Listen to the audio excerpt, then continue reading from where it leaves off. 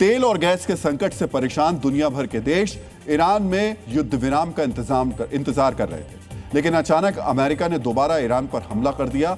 अमेरिकी राष्ट्रपति ट्रंप का कहना है यह रक्षात्मक हमला था। आखिर सीज फायर के काउंटडाउन के बीच इस तरह के हमले की क्या जरूरत थी?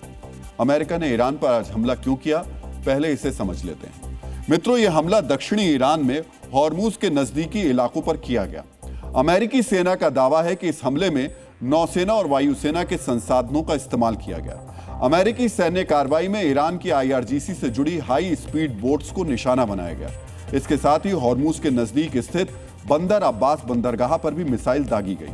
अमेरिका का आरोप है कि आईआरजीसी हॉर्मुज में बारूदी सुरंग लगाने की कोशिश कर रही थी। इसी वजह से अचानक हमला किया गया। ईरान ने जो जानकारी दी है उसके मुताबिक आईआरजीसी के 4 सैनिक इस हमले में मारे गए हैं। बंदर अब्बास पर स्थित एक एयर डिफेंस सिस्टम यानी हवाई रक्षा प्रणाली भी हमले में तबाह हुई है। मित्रों, अमेरिका और ईरान के वर्तमान तनाव के बीच ये तीसरी बार है जब 2500 साल पुराने बंदर अब्बास बंदरगाह को निशाना बनाया गया है। अब बड़ा सवाल यह है कि जब पाकिस्तान के साथ अमेरिका का मित्र देश कतर भी युद्ध विराम के लिए प्रयास कर रहा है, तो ऐसे वक्त में ट्रंप ने हमले का आदेश क्यों दिया? इस सवाल का सबसे ठोस जवाब है ईरान पर आर्थिक दबाव बढ़ाना।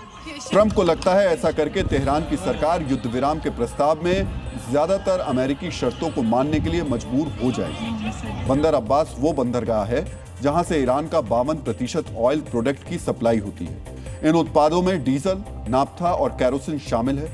बंदर अब्बास में ही ईरान की सबसे बड़ी गैस रिफाइनरी है। आसान शब्दों में समझिए तो इस बंदरगाह से ईरान को हर साल तकरीबन 2,90,000 करोड़ की कमाई होती है। यह रकम ईरान के कुल तेल निर्यात का तकरीबन 50% हिस्सा है। मित्रों, उम्मीद है कि हमारी इस जानकारी और आंकड़ों से आप ट्रंप का इरादा समझ गए होंगे। युद्ध की वजह से पहले ही ईरान की अर्थव्यवस्था को भारी नुकसान हो चुका है। ट्रंप चाहते हैं कि ईरान को हो रहे आर्थिक नुकसान का मीटर ऊपर चढ़े। इस तरह ईरान को बातचीत की टेबल पर झुकाया जा सकता है। यहां भी एक सवाल खड़ा होता है, क्या वाकई ट्रंप की ये नीति कारगर साबित होगी? इस सवाल का पहला जवाब खुद ईरान के सुप्रीम लीडर मोस्तफा खामनेई ने दिया।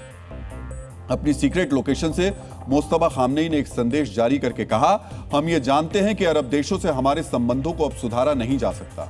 अब हम इन देशों में अमेरिका के सैन्य अड्डे और संसाधनों को सुरक्षित नहीं रहने देंगे। मिडिल ईस्ट में अब अमेरिकी मौजूदगी को शून्य कर दिया जाएगा। मोस्तफा खामनेई के बयान में अरब देशों का जिक्र किया गया है। यह जिक्र बताता है कि ईरान अपनी पुरानी रणनीति पर ही चलेगा, यानी अमेरिका को जख्म देने के लिए अमेरिका के मित्र अरब देशों को निशाना बनाया जाएगा।